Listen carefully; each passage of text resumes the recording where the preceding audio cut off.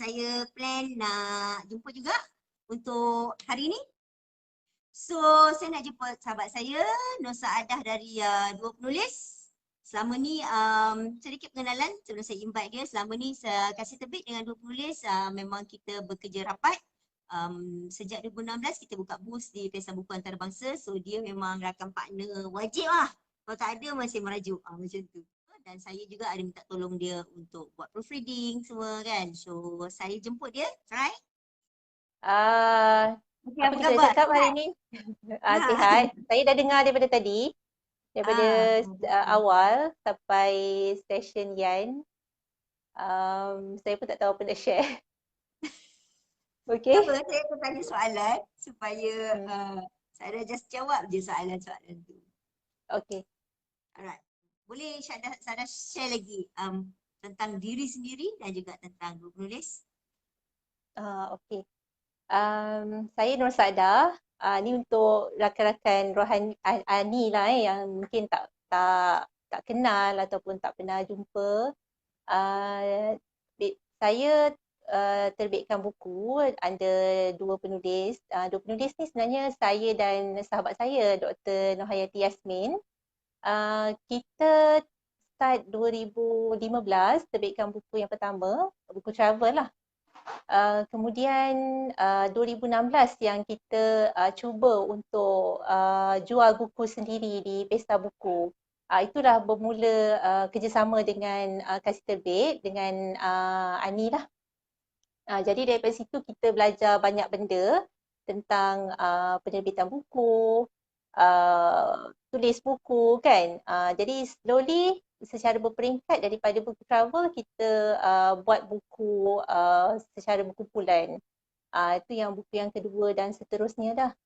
Dan tahun 2020 sepatutnya kali kelima lah kita akan menyertai Pesta Buku, tapi disebabkan COVID, Pesta Buku pun ditangguhkan sehingga ke tahun depan, lah. Sebenarnya tahun 2020 ni kita ada rakan-rakan lain selain daripada Dua Penulis dan Kasih Terbit je kan, kita ada rakan-rakan lain yang sama-sama nak mencuba mungkin mereka ada yang baru pertama kali nak buka booth di Pesta Buku kan, tapi hal tu tak terjadilah untuk tahun 2020. Sebenarnya Pesta Buku ni patutnya dia tangguhkan sampai bulan 10, betul tak bulan 10 kan, tapi lepas tu tak boleh juga dibuat lah sehingga tahun 2021 kan. Setelah itu saya memang duduk di Johor Bahru, tapi selalu juga saya pergi ke KL ataupun Lembah Kelang. Boleh katakan sebulan sekali ataupun 2 bulan sekali saya akan ke sana lah, sebab ada juga family, abang saya, ada kakak saya di sana, adik-beradik saya dekat sana. Kadang-kadang saya melawat diorang, ataupun saya jumpa kawan-kawan yang berkaitan dengan buku lah, ataupun kawan-kawan universiti ataupun kawan-kawan lama lah sesekali lah. Okay. Okay. Tadi saya cerita pasal Pesta Buku. So, Pesta Buku sepatutnya tahun ni jadi bulan 10 dan ditunda ke tahun depan. Apa kesan apabila Pesta Buku tu tak dapat dilaksanakan kepada perniagaan ataupun bisnes Saadah dan Dua Penulis sendiri? Okay. Sebenarnya dalam bisnes buku, basically macam Dua Penulis lah pengalaman kita, memang kita dapat jual lebih banyak lah pada Pesta Buku kan. Dan semasa Pesta Buku tu kita dapat jual lebih banyak, dan selain daripada tu kita dapat jumpa dengan pembaca, jumpa dengan rakan-rakan penerbit yang lain, dan buat aktiviti misalnya dengan penulis-penulis saya, sebab bila saya buat projek Lavender yang berkaitan dengan kisah kanser, kita ada ramai penulis kan dalam tu. Ada 20 penulis, lebih daripada 20 penulis sebenarnya. Bila digabungkan dua buku tu, ada 30 penulis lebih kurang. Dan sebenarnya tahun 2020 sepatutnya mungkin saya nak buat perjumpaan bersama dengan penulis ni semua. Dan tahun 2020 kita sempatlah terbitkan buku ni boleh nampak tak? Buku tentang kesihatan mental, Projek Orchid. Dan buku ni pun sama, ada ramai penulis. Jadi sebenarnya saya melihat peluang tahun 2020 ni untuk saya bawa lah penulis-penulis tu ke pesta buku, tapi itu tak terjadi. Back to pendapatan tadi kan tentang bisnes kan, tentang bisnes buku tu, memang pendapatan daripada pesta buku tu menyumbang lah kepada pendapatan setahun kita kan. Tapi bila COVID ni dah berlaku, jadi kurang lah, pendapatan tu kurang daripada yang kita jangkakan lah. Tapi masa PKP kan ramai orang jual buku online. So macam mana? Sada punya kes macam mana? Saya Oh dengar okey, orang ya jual betul. buku online tu cantik. Betul. Memang saya dengar ramai-ramai kawan penerbit yang jualan buku secara online tu sangat bagus. Di luar jangkaan lah, di luar jangkaan lah senang kata kan. Sebab tak sangka bila orang duduk di rumah, jadi dia nak isi masa dia dengan mungkin dengan membaca, dengan buku-buku yang bagus apa semua kan. Jadi banyak penerbit yang kongsikan berita yang baik lah tentang jualan online kan. Lepas tu dengan kemudahan macam Shopee, Lazada, and then mungkin masing-masing ada yang ada kedai online. Jadi jualan diorang pun bagus lah. Cuma bagi saya pengalaman sendiri sebab seminggu sebelum dia announcekan PKP tu memang saya standby stok buku saya di Kuala Lumpur sebab kita nak pesta buku tak lama kan, sebab bulan 3 akhir bulan 3 tak silap saya tarikh untuk pesta buku tu. Dan sebenarnya saya tak bawa balik stok yang banyak ke Johor Bahru. Sebab kita memang simpan di KL lah. Jadi kat situ saya nak katakan sebagai mungkin sedikit kerugian sebab saya tak dapat tap into the market pada masa tu. Ada jualan buku, tak boleh dinafikan, ada jualan tapi mungkin tidak sebanyak yang kita harapkan lah. Dan sebenarnya Ani pun ada bantulah dari segi jualan online kan, sebab ada buku-buku yang Ani simpan yang memang Ani ada pegang stok. Jadi kat situ pun memang membantu jugalah pada jualan online dua penulis. Okay. So rasa macam mana macam tu? Okay. Apa perasaan dalam hati tu? Perasaan dalam hati dia macam kita benda ni benda yang tak dijangka. Of course lah kita akan rasa kita tak boleh, kita terhalang daripada kita nak ambil buku misalnya apa semua kan. Tapi saya nampak benda ni macam bukannya saya seorang je yang affected, ramai orang lain lagi kat luar yang affected, mungkin lebih teruk lagi. Dan saya try to make do dengan apa yang ada. Dengan apa yang ada di sekeliling kita kan.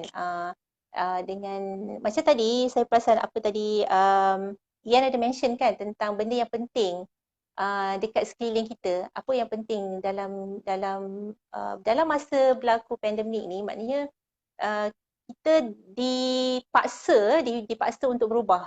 Perasan tak? Kita dipaksa untuk berubah.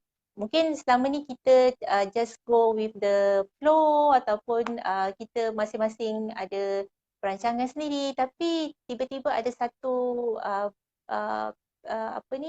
disruption ataupun gangguan yang kita tak jangka kan.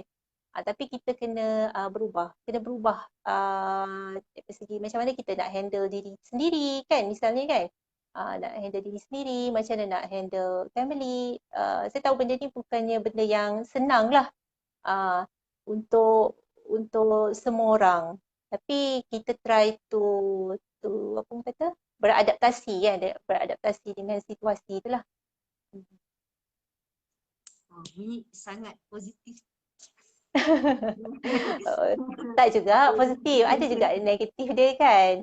Tapi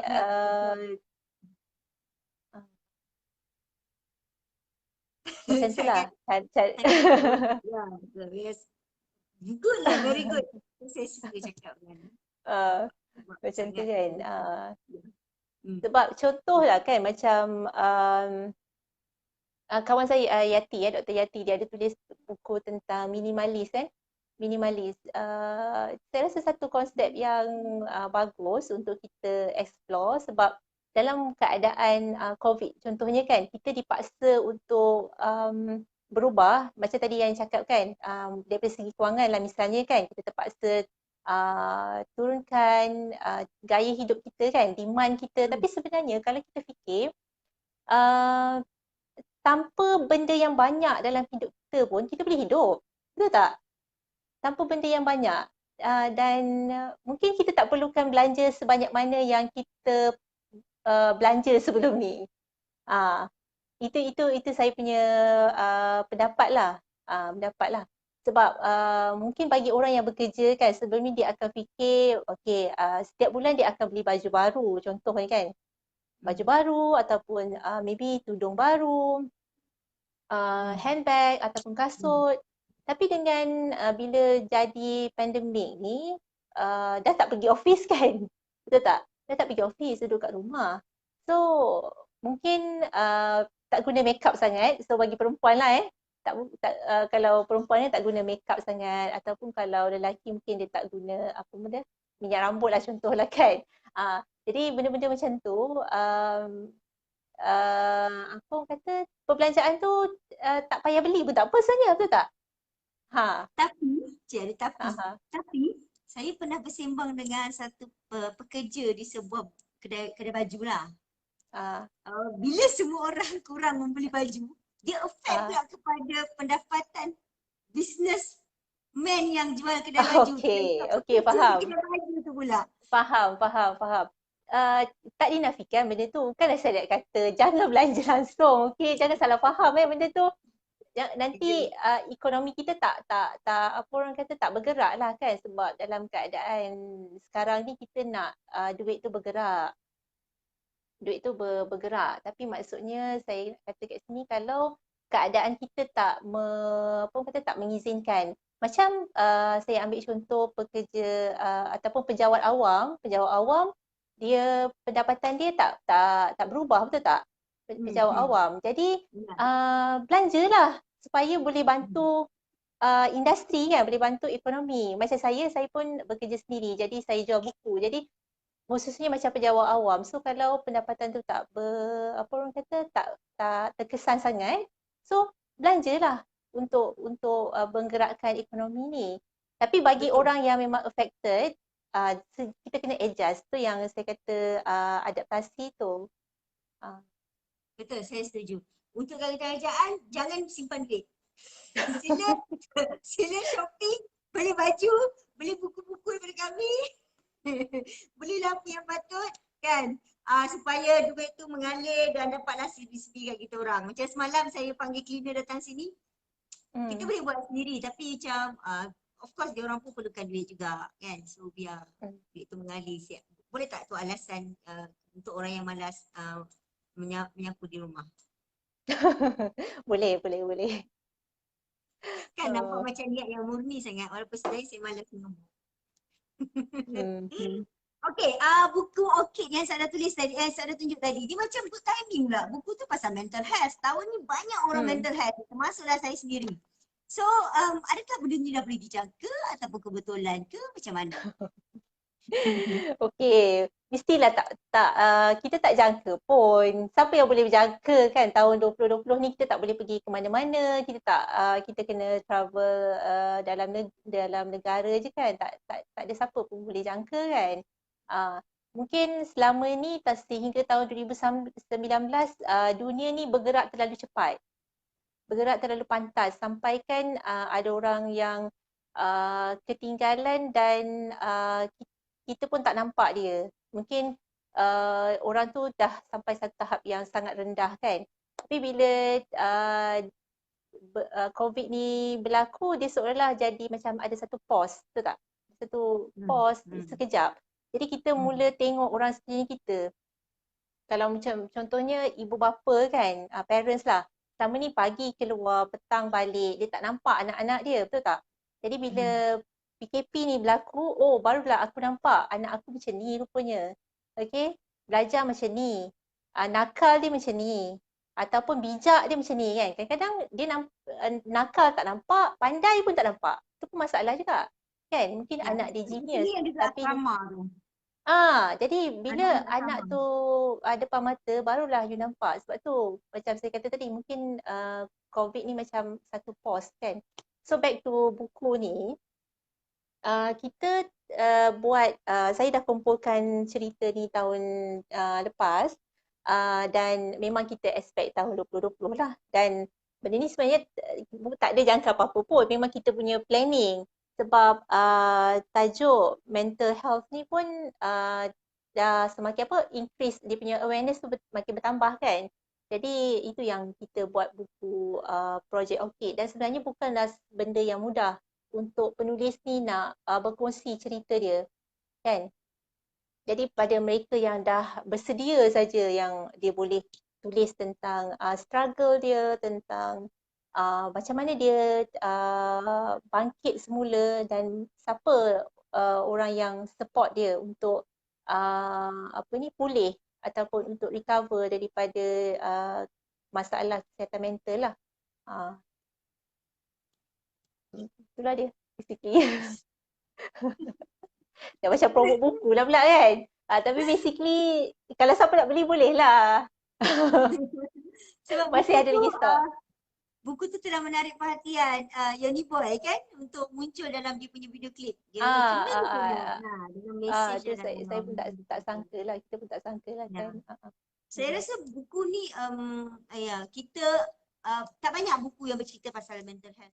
It's a good satu usaha yang sangat baik, yang sangat saya bangga dengan penerbitan buku yang begini. So saya percaya dalam industri penerbitan buku memang kita perlukan penerbit seperti dua penulis untuk cater isu-isu yang sebegini. Daripada saya kasi terbit ni kita fikir yang untung-untung lah kita keluar buku pasal kewangan. Macam nak buat duit. So kita kurang sikit buku CRS. Tapi dua penulis orangnya baik-baik. So bukunya pun membawa mesej yang baik-baik juga. Lagi satu mungkin ada kelebihan juga sebab kawan saya dia memang dalam bidang perubatan. Jadi bila kita buat tajuk-tajuk yang berkaitan kesihatan ni dia boleh semak lah kan. Dia boleh semak dan kita boleh dapatkan yalah dia punya circle dia yang untuk bantu kita semak tentang hal-hal berkaitan dengan kesihatan ni lah. Mungkin itu salah satu apa orang kata kelebihan lah yang kita boleh guna kan. Sebab tu kita buat buku ni. Tapi kalau kata dari isteri nak suruh saya buat buku tentang engineering kan, mungkin susah sikit. Ataupun mungkin saya boleh dapat bantuan daripada Yan lah sebab Yan background engineer kan. Jadi benda-benda macam tu lah. Kadang-kadang kita buat sesuatu produk ataupun berdasarkan apa yang kita ada. Apa yang sumber yang kita ada lah. Okay. So apa harapan dari tahun depan 2021? Harapan tahun depan tahun 2021 of course lah harapan supaya kita dapat bergerak balik semula, bukan bergerak balik semula, maksudnya bergerak macam biasa tapi dengan dengan norma baru lah macam orang cakap sekarang kan, norma baru kan. Jadi kita dah 1 tahun ni kita dah adapt, kita dah try to adapt dengan keadaan yang baru. Jadi mungkin tahun 2021 kita akan orang kata dengan benda-benda yang lain lah, perubahan lah. Contohnya macam instead of buku mungkin ada konten-konten lain yang kita boleh share dalam bentuk yang lain kan. Itu sebenarnya satu cabaran jugalah untuk saya kan. Macam contohnya macam buat video live ni kan, bukan benda yang selalu saya buat ataupun benda yang saya selesa kan, tapi kita cuba buat. Sebelum ni saya pun bercakap tentang membuat benda yang di luar keselesaan.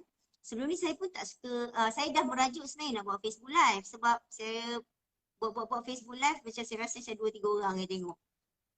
So saya pun ada perasaan yang merajuk begitu sebelum ni. That's why saya dah lama sangat tak buat apa-apa. Sehingga lah lately tiba-tiba saya buat ni Facebook Live saya yang ketiga yang saya buat. Last saya buat Facebook Live masa saya pergi Sri Lanka seingat saya. Sebab isu macam ni lah kita ada rasa macam tak selesa. Kita ada rasa macam tak ada orang tengok kot, tak penting kot kan. Tapi ya, COVID membuatkan kita berubah. Apa yang kita tak berapa selesa buat, kita buat tahun ni. Kan? Betul. Hmm. Sebab contohnya lah macam saya sebenarnya saya jarang, bukan jarang lah, sebenarnya bukanlah jadi kebiasaan untuk saya pergi jogging waktu pagi misalnya kan. Tapi masa berlakunya COVID, yang lepas kita dah boleh keluar daripada rumah bulan 7. Jadi bulan 7 tu saya kata okay, why don't saya buat benda yang baru. Dan masa tu apa yang saya fikir, saya tak nak fikir banyak sangat. Untuk buat sesuatu rutin yang baru, kita tak perlu fikir banyak sangat, dan sebenarnya rutin yang kita nak buat tu taklah melibatkan tak melibatkan duit yang mahal.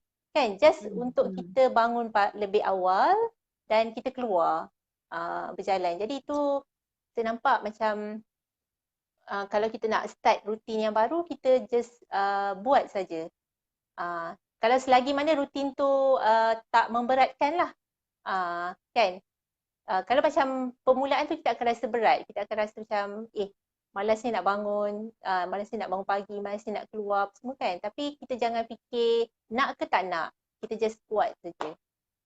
Jadi kalau macam mungkin ada kawan-kawan yang nak rutin yang baru, contohnya sebelum ni tak biasa nak baca buku, selalu tengok media sosial saja, selalu scroll Facebook je. Tapi okay, aku nak start earn new knowledge misalnya kan. So just ambil je lah buku mana yang kita suka dan kita start baca. Mungkin itu salah satu contoh lah bagi yang tak belum mulakan lagi lah. Okay, so maknanya lepas ni Facebook Live bukan benda yang susah sangat lah sebab dah buat kan? Tak tahu. Okay, saya kena cubalah. Saya kena cuba. Okay, terima kasih kepada Sa'dah kerana muncul hari ni di Facebook Live saya. Semoga ni bukan yang terakhir. InsyaAllah kalau kita ada good topik, kita boleh bincang lagi in the future. Okay, terima kasih Ani jemput saya dalam live ni, dan kepada mungkin friends ataupun followers Ani tu, saya harap apa yang kita share ataupun apa yang saya cakap ni mungkin boleh membantu ataupun adalah poin-poin yang kita boleh gunakan. Ya, okay, sekejap.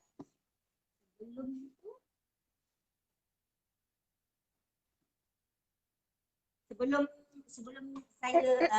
kita tamatkan sesi dengan Sa'dah, saya just nak share ini antara buku yang Sa'dah tulis, Camper Van Trip dari Queenstown ke Christchurch, Projek Lavender. Dan ini buku pertama kan, Melbourne dan Sydney. Dalam 10 hari. Ya. Yang Tahun 2015. Saya pergi darat ni sendiri, tahun 2016 saya beli buku ni. 2015. 2015. Okay. Saya beli dekat event hari tu. Okay, thank you very much. Okay, terima kasih. Assalamualaikum. Salam. Okay, bye. Bye.